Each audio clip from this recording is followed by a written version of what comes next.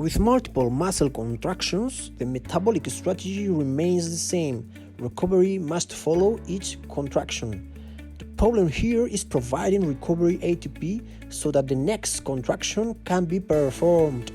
That is, recovery must take place during the contractions. It is the signal that drives the metabolic rate to increase ATP production during the contractions. If the supply of ATP is unable to meet demand, the ability to produce force is reduced. Fatigue or additional motor units must be recruited to meet the expected force work.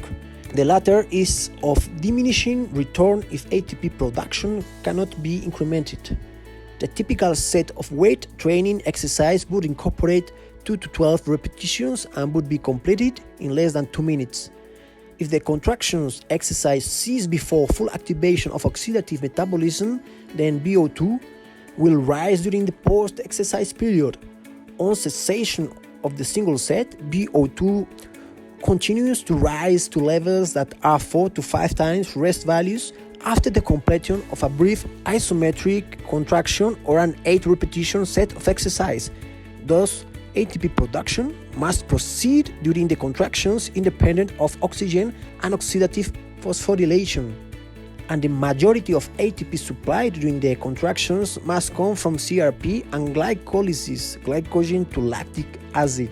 Evidence of glycolytic involvement is seen from small but significant increases in blood lactate concentration after a single set and decreased glycogen without a change in blood glucose concentration.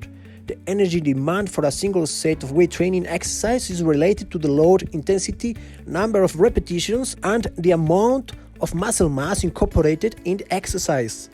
The average sustained levels of VO2 range from 35 to 55% of third meal maximal VO2, with the highest levels seen between sets.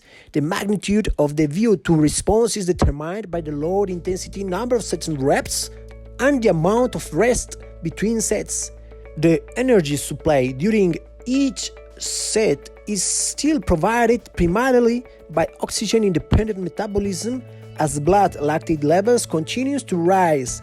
Multiple set work bouts elicit blood lactate concentrations between 5 and 30 mmol, which, like VO2, are ultimately determined by the amount of work performed, load, number of sets and repetitions, and the duration of the rest period. Longer rest periods, 2 to 5 minutes, are associated with lower blood lactate levels as more lactate is oxidized between sets. Recovery after a contraction or multiple contractions is proportional to the energy requirement to do the work and how much was provided through aerobic metabolism during the work. This metabolic recovery is typically equivalent to the amount of depletion ATP and CRP and utilize oxygen stores, plus a little extra to support the energy demands of recovery.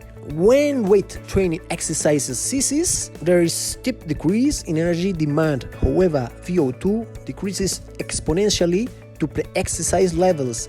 This appears to be the case for single bout weight training exercise, where VO2 increases in the first minute post-exercise but declines to near rest values by 4 minutes. Multiple set weight training exercise results in a significant elevation in post-exercise uptake compared to the rest values, which may remain elevated for up to 24 hours. Further, when performing weight training and endurance type exercise, 50% VO2 max for 1 hour with the same total caloric expenditure, the post-exercise oxygen consumption following exercise is similarly elevated above rest values for at least 14 hours. However, weight training exercise results in a significantly higher uptake at 1 hour post-exercise. In summary, the energy demand for a single contraction is dependent on the intensity of the contraction and the muscle mass involved. The total energy demand for a single set of weight training exercise is dependent on the load intensity, the number of repetitions performed, and the amount of muscle mass used. In multiple set workouts, The energy demand will be determined by the single set characteristics as well as the number of combinations of sets and the duration of the rest interval. The magnitude and duration of the excess post-exercise oxygen consumption epoch is related to the intensity and duration of the exercise, similar to that seen with endurance type exercise. That's all for this video. Hope you all enjoyed the content. Please comment down below. Also share, like, and come back whenever we want. It'll be a pleasure to have you back.